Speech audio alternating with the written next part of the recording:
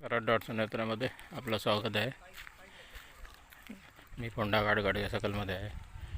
आमच्या इथे गाडगे सकलात कितीतरी विहिरी आहेत, पण आमची एक जी विहीर आहे जे लहानपणापासून मी पाणी पितो, त्या विहिरीचं पाणी थंड आहे आणि स्वादिष्ट आहे. त्याने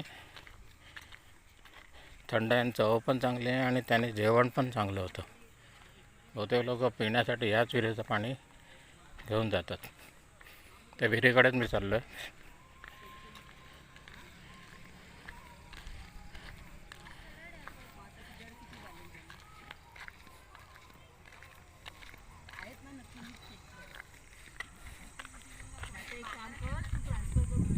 इथे विहीर आहे जी मी सांगतोय.